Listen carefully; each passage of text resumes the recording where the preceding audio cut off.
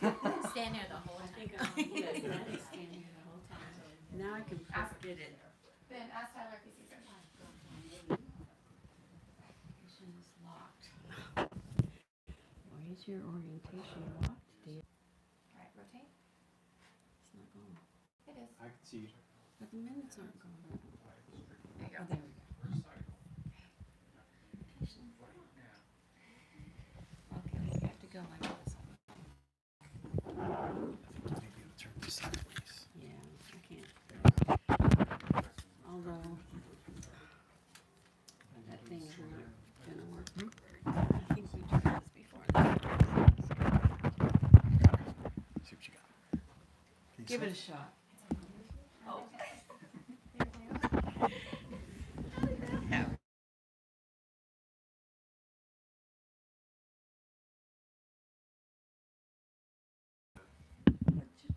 Tyler said, nope. Told Mom this is gonna happen. He. He shouldn't have let him. It's on. We're looking at him. Am I on? Well, just got A blurry. bunch of people. There you go. There's 3 people. Now there's only 2 people. No, come back. Can they come back? You got it. That's what it looks like. It does Okay. need to be sideways though. Okay, here we go. All right. Well done. Sorry for the technical difficulties, those of you trying to watch Can you this. hear it? Turn it off. Yeah, so good evening, welcome. We've had a few cancellations due to illness here in our home, but we're glad that some of you can join us online, and I hope it's working and continues to work. I'm just going to make a few comments before we start about the program. You know, to me, one of the funnest things about putting a program together is, I mean, it's not only deciding what pieces you want to play and that you have an affinity for, but it's also what is the sequence of these pieces? What composer comes first, and so on. And I think this is important because I don't know if you think about it this way, but in a concert like this, these composers are in conversation with each other. So Schubert may say something, and Rachmaninoff may have a similar theme, but he says it in his own voice. They're all traveling the same human emotion, the same life experience from which the music springs. But you have these individual composer voices addressing the same thing, and they complement each other, and they provoke each other. And the ones that came after have a huge respect for the ones that came before. And sometimes it's paying homage to what came before. So in assembling this program, I was excited about that dynamic. And at one point, I was thinking about switching the waltzes, the Ravel, with the Rachmaninoff. And I talked to my good friend Kevin Sterling, and Kevin came up with an idea that I really liked, and that is, what if we take this Handel suite, the shaded boxes are different movements from that Handel suite. What if we took that and spread it over the whole program? And I really like it because with Handel, with this suite by Handel, you have this very warm, sunny music. And with some of these other composers, there are moments it's pretty dark, or it's pretty introspective. So to intersperse these pieces from the Handel suite, it's sort of like inviting Handel into the conversation as the master of ceremonies. He gets the first word, he gets the last word. Okay? So that's something about the structure of the program. Just a couple personal notes about pieces. The second impromptu by Schubert, the impromptu in A-flat major. This is a piece that I first heard probably in 1964 in the studio of my new teacher, Antonio Brico, when we moved to the Denver area of Colorado. And by the way, if you haven't seen the movie Tar with Cate Blanchett, she mentions Antonio Brico. She mentions my teacher in that movie. But you know, you would come to your lesson in the studio and you'd hear people finishing up their lesson. This is when I first heard this piece, and it was so beautiful. And it's like one of those moments, I was talking to some of the folks earlier, for those of you online, one of those moments where, you know, you're an 11-year-old kid that plays baseball, and you're supposed to practice, and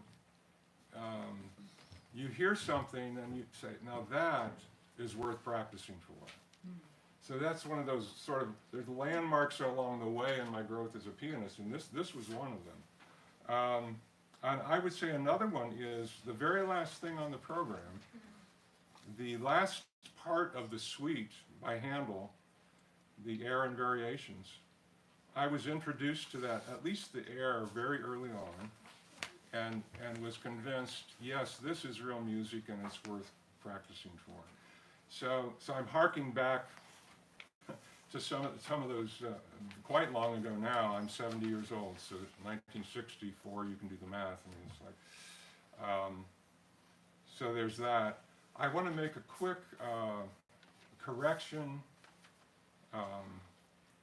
Some folks received the program notes in advance, and in the program notes I made an error. I was talking about the very first Schubert impromptu, the C minor.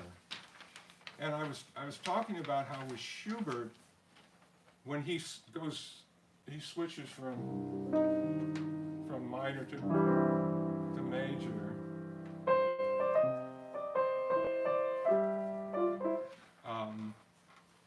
Unlike earlier composers, you know, Haydn, Mozart, Beethoven, they would often have a whole, you know, a symphony, say, with 3 movements in the minor, and then the sunshine would break forth with the major.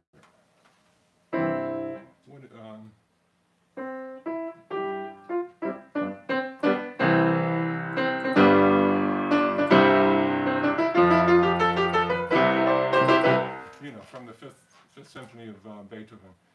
And the mistake I made in the program notes was I was saying, unlike Beethoven's Fifth Symphony, where it turns from the C minor to that C major, where the French horn signals the coming of the sunlight, I conflated 2 totally different symphonies. That French horn occurs in Brahms' First Symphony. Funnily enough, they're both C minor symphonies, and they both turn into this glorious C major at the end. All that the point was with Schubert. Oh, and when you hear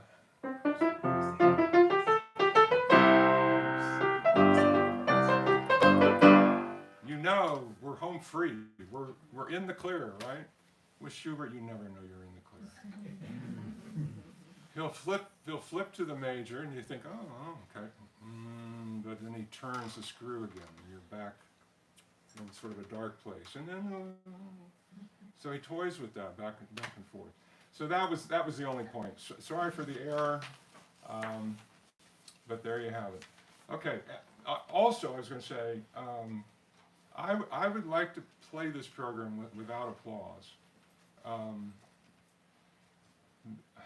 You can kind of think of it as a calm lake where the surface is totally calm. And the music, you know, we start with Handel. The music is dropped into the lake and it starts these ripples, right? And then it sort of fades back into silence when it's done, but the ripples are still kind of there. And then you drop some Schubert into the lake and this starts rippling. And then you go into silence again, and then you come back to Handel. These ripples are part of the they affect each other. In other words, if I played these Ravel waltzes and stopped and that was it, you would not hear them the same way as you will when I have played the other pieces. This is a conversation, okay? And the ripples ripple through us. They move us in terms of the human emotion I was talking about, with, in this case, 4 different fantastically wonderful composer voices expressing this music, okay? And there may be a break going from the first page to the second page. I conceived it as through the whole thing, but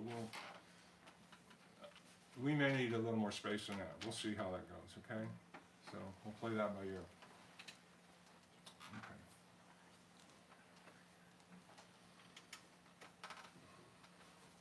Okay.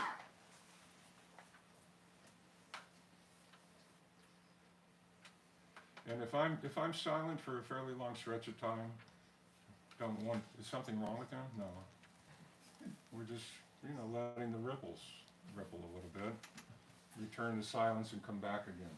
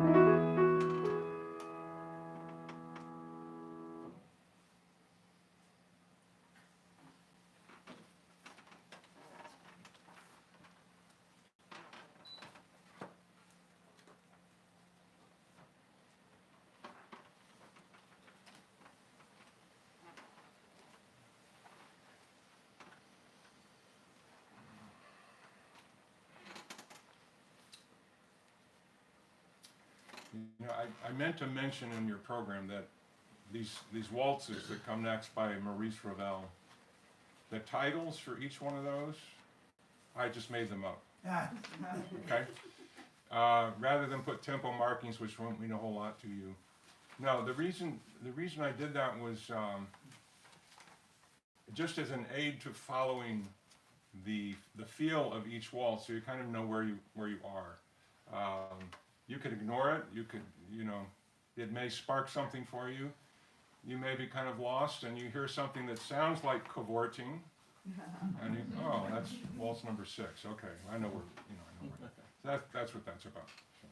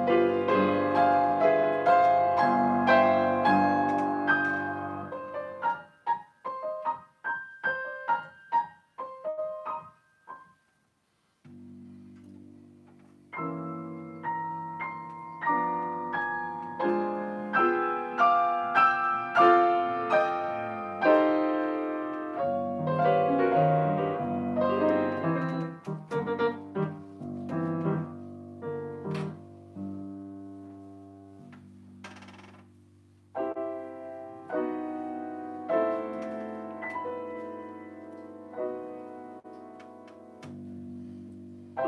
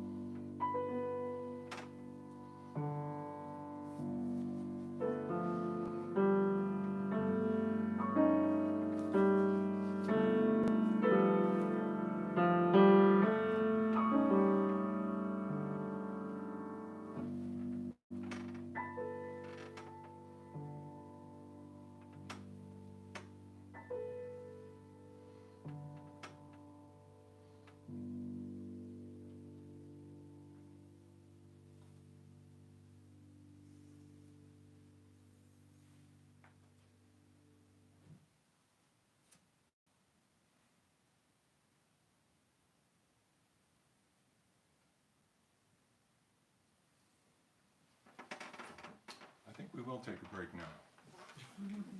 Okay, so 7 minutes? How about 7 minutes? 7 minutes.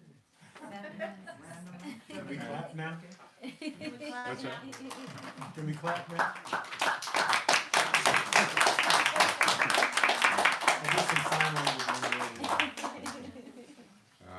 Yeah, replenish whatever you need. I think I need an energy bar. They were exuberant.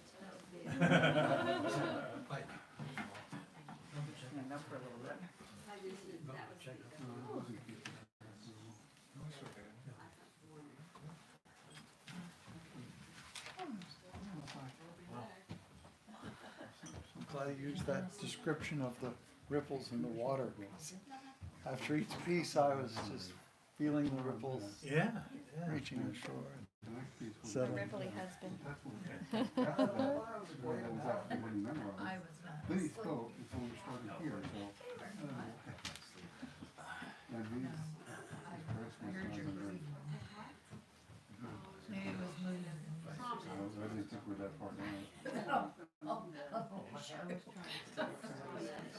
I seem to remember about 10 weeks before things started up to set. I don't feel tired. Oh.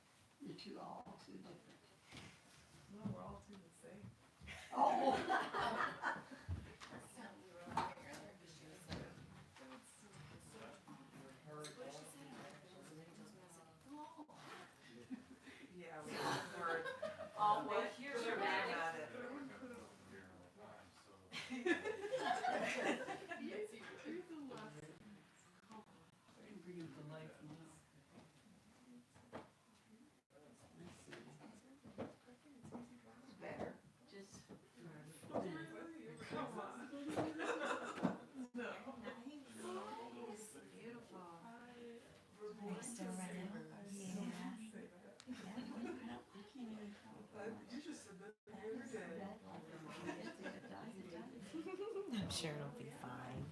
You can't plug it in to power because of Oh, because of the, yeah. Anyway. I'm sure it'll be fine.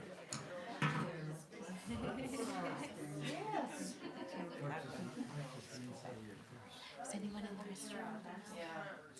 I just got an email about it. It's like, it's 2:45 minutes and the 15-minute intermission, and it's at the Studio Theater in the Horowitz Center. Are you ready for a party tomorrow? A big birthday, is that tomorrow? Oh, What time is everybody arriving? I think around 3 o'clock at Ben and Christina's place. Have you been to their place yet? No, I didn't go with the sports thing. Oh, yeah. Yeah. same thing. It's a really nice know that at all. I was thinking of something completely different. Fun. Yeah. They've got cats and a dog. And 3 cats. Yeah. Yeah, they're Christina's. And I think everybody's gonna be there. It'll be fun.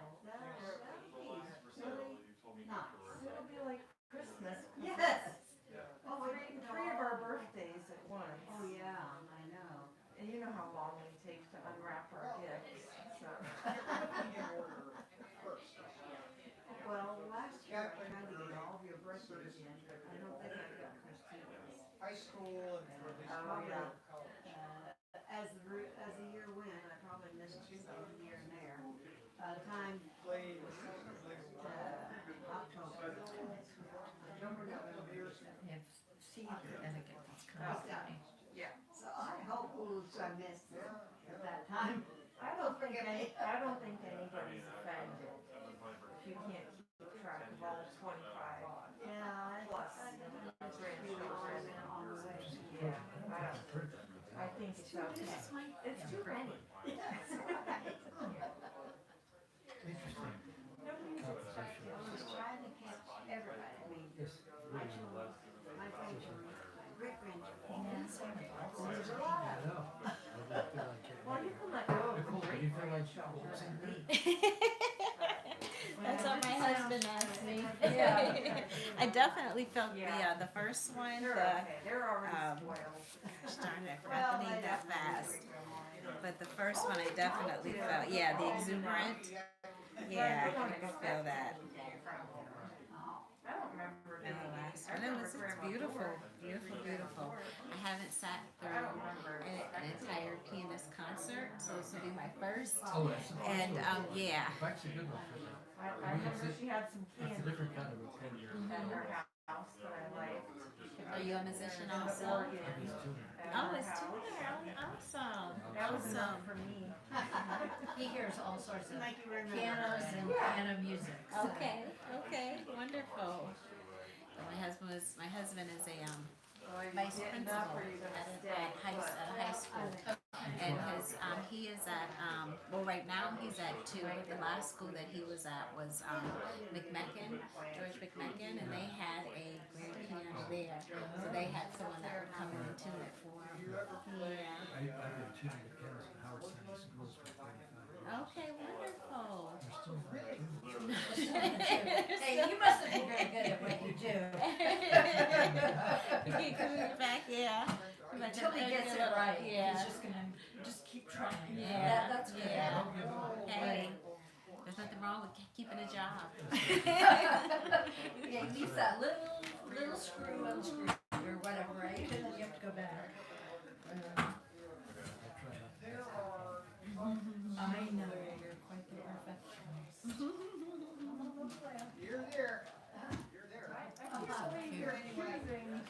We live just a couple doors down. My husband and Viscount talk all the time when they're out walking. Yeah. Oh, they walk together. Cool. Yeah. Sometimes I think we'll walk together maybe once or twice, but my husband is singing at Viscount's church, and he's coming to play at our church Oh, wow. the last Sunday of the month. So yeah, they've been exchanging and doing their musician thing. But it's fun. I mean, we need music so badly. Yeah, The I arts know. in general, not just music. The Yeah, arts in the general. arts in general, I agree. I agree. I wish, unfortunately, none of our kids took it up. Everybody tried, instruments through it just school. didn't, yeah. We had one that played the cello, one that did percussions, one that played the trumpet, but nobody stuck with it. Yeah. But my husband stopped playing. He played in elementary school, middle, and high school, and then I'm sorry, elementary, middle school. He stopped in high school because he played football, but he got a scholarship to play percussions in college. And so he played percussions in college and they were doing a football game. Yeah. I guess the football team was really, really bad. So he would sing Cheerio, like when they were losing, he'd sing a song. And the director of their choir or their I don't know, I don't know what the appropriate term is, but their choir said, "You're coming to choir class on Monday." And Will's like, I don't sing. He's like, you sing. You don't know it yet, but you sing. He's like, and it's an easy A. He's like, I'll be there. Yeah, he heard him sing that one little song, and now he sings all the time. Thank goodness, I love his voice. No, tenor. He's a tenor. Yeah. That's such a beautiful voice. Yeah. He has a beautiful voice. You heard us talking about you. Oh. No, I didn't. He always says I'm biased. I know there's a band from down here. Is it the second one? Yes. Who's in there? Did they get that on YouTube? Did they hit pause? No, they didn't hit pause. It's still running. You can do intermission, babe. You can sing for intermission. I can sing for intermission? Yeah. Oh man, I'm not singing behind that. Oh, you don't mind. Yeah. Well, you're not fall over.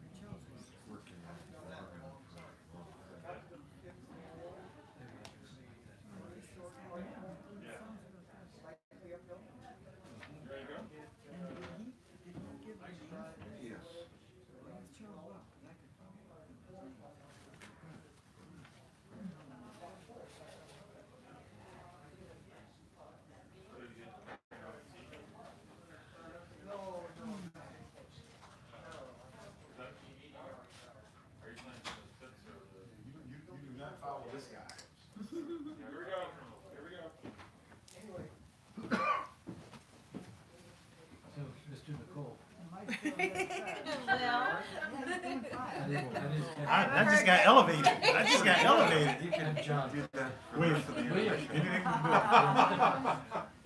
Willie. Yeah. Good. My best friend in the world is named Willie. Well, there's Willie Nelson. He smokes a little too much for me. Yeah. Can't hang with that dude. Good dude, but I can't hang with it. At Merriweather. This a couple great, years ago. calm, quiet lake Oh, that worked, huh? ripples. Cool. And then new music comes in and I can just see the Jeff, ripples beginning to form. you're being strange. That's Being really cool. strange? Strange. Screen? You're being streamed. Hi, all. Would you like to sit on this side so we can see your hands? Come to us.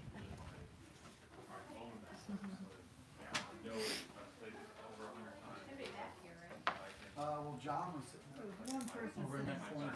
Yeah, there's still that space. So, William, I'd like you to come back. You have been elevated. He's talking to you. Sorry? Promotion. I can't hear you, I'm sorry. Mr. Oh, yeah, absolutely. I like that.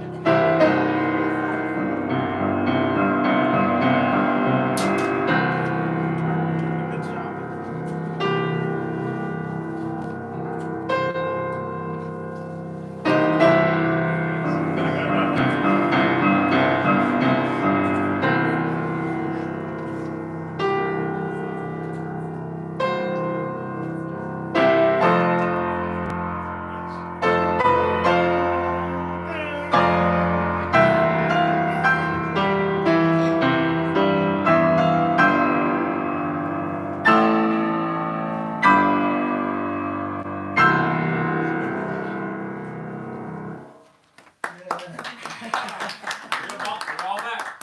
I've done that for.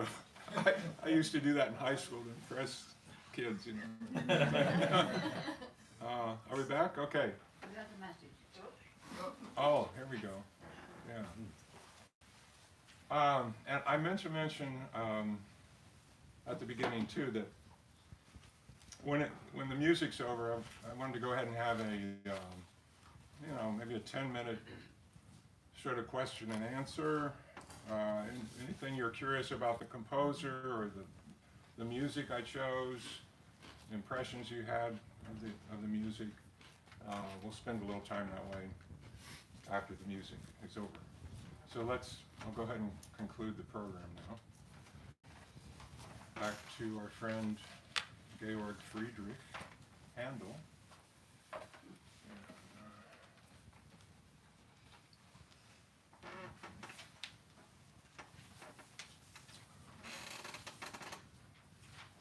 And I'm sorry, this never creaks when I'm practicing. I don't know what's going on. Showing off.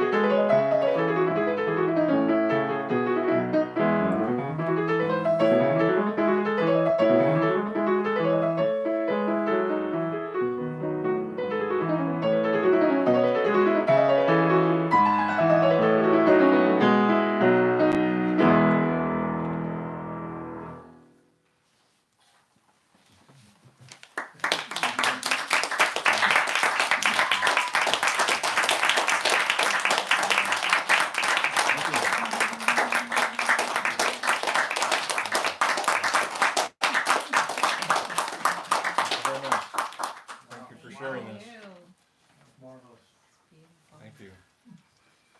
So, oh, we can do question and answer right away if you want to. Okay, let's. Yeah, the composers, the pieces, your impressions, whatever you want to talk about. So do we span 300 years there, Mike? I'm sorry? Do we span 300 years? Let's see, 1720 Oh, 1720, so, to 1931. Yeah. No, the Handel suites were published in 1720. Rachmaninoff wrote the variations in 1931. well, I like that way you ended on variations of Rachmaninoff, and that Corelli theme was pretty well buried in a couple of those, few of those. Oh, yeah, yeah, But it's really interesting how it worked around all that. yeah. Since you mentioned that, you know, the theme being buried or whatever, I think it's helpful for people to realize, when you see variations in a classical program, the composer may vary the melody, but he's also messing with, the thing that stays constant is the chord progression. And he'll vary the temp, obviously the quickness, the meter, the range, the colors, but don't keep, you know, trying to hunt for where'd that melody go. It's the structure of the chord progression really that's the common thread on which all the variations are based. And when you think about it, that's what jazz musicians do. Yeah. You know, when they do the standards, and they'll start out with the melody, and then they'll go all over the place, but then the melody comes back again at the very end. It's a similar thing, because they're following a chord progression that's the same over and over again, and that's what happens on top of that is the variation. You know, so. I feel like I can you Get a light in your hand? flip the second switch up so I can see people? The second switch, the farthest one. Yeah, that one. And turn that other one off. Yeah. Oh, You're out. Vicky, Yeah. turn that switch on, and then we can turn the spots off.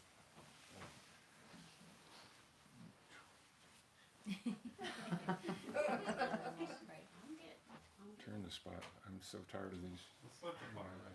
Okay. Anything else? What else? How many hours do you practice a day? This ass Vicky. Between 3 four to 5. between 4 and 6 hours. Okay, a day. So what is your practice routine, right? I mean, do you play an hour without a break, or when do you take breaks? I might take a break after 3 hours. Like 3 hours. Just getting going after 3 hours. Dad, there's a question from the online audience. Donald Barbie.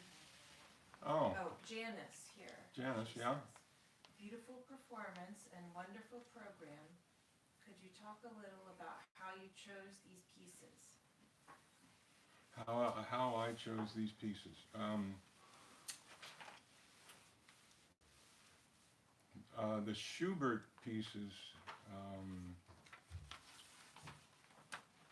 The Schubert pieces, grab me like none of these pieces do. I don't know if that's apparent, but and the reason for that is I think Schubert psychologically is so close to our existential reality, more than any composer I know of, that it just draws me in. And Kevin will. Schubert is so underrated, but he didn't just compose in the shadow. He was on a par with Beethoven. There's no question in my mind. A totally different voice, but to me that C minor impromptu that I opened with traversed the whole gamut of human emotion. You have terror in there, and then you have this place where there's this melting tenderness, you know, and it keeps. It's like life is why Schubert is so attractive to me, and to me his melodies are there's something just so haunting to me about it.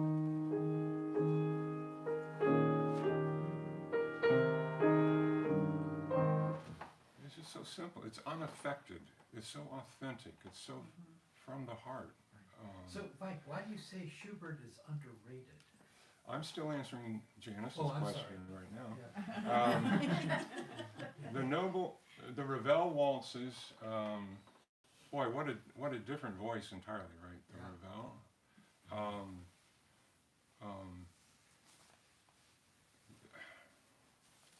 Again, for one thing, if you read the program notes, what I think of the epilogue is a dream that recapitulates the themes from the various waltzes. And it's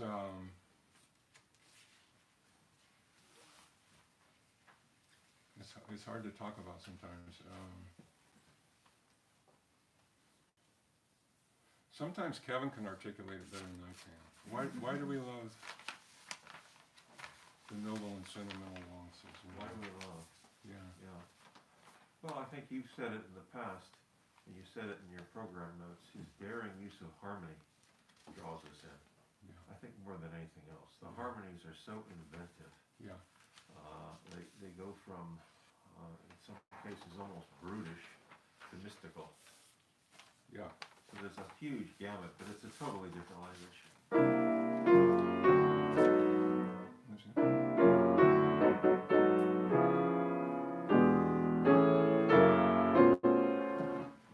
He's playing jazz chords in This one sounds 1911 like me, that yeah.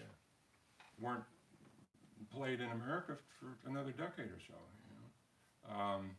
And one of the things I like about the Ravel too is there's this shimmering quality, as if you're watching things through a veil or a haze. And if I play this. That's nice, but if I keep the pedal down, you hear that? That shimmer. You shouldn't be allowed to do that. But it works so fantastically. Yeah. And the Rachmaninoff, Rachmaninoff always draws me in. It's so the emotion is so intense. It's just so intense, and I really like to get into that. So, and the Handel is just so warm. Like it's just warm. It's so grounded and human, but it's heavenly at the same time. Was Handel and is Handel contemporaries of also Ravel and Rachmaninoff, or they were either earlier? Handel, the best year in Western music in my mind, 1685. Okay. Yeah, Handel's born, Bach's born, and Domenico Scarlatti is born. If we had nothing but what they wrote, it would be a treasure. It'd be a treasure trove. So anyway, no. So like I said, he published in the pieces in the shaded boxes, that suite, were published in 1720. Oh, Okay. So, and Schubert's lifetime was almost contained within Beethoven's. He died at age 31. He only lived 1 year longer than Beethoven. Beethoven died in 1827, then Schubert died 1828. What was it, John? Why did you think Schubert was underrated? I mean, I think it's just phenomenal. You know, The Great Symphony, for example, is yeah.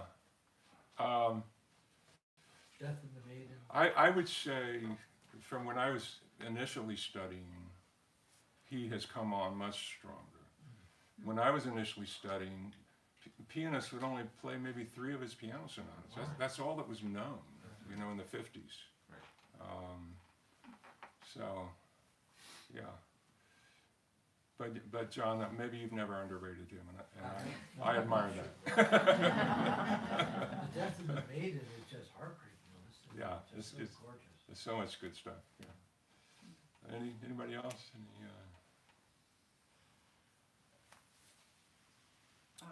Like, I just wanted to compliment you for the way you named the various pieces in the Ravel. The waltzes? The waltzes, you initiated those names, right? Yeah.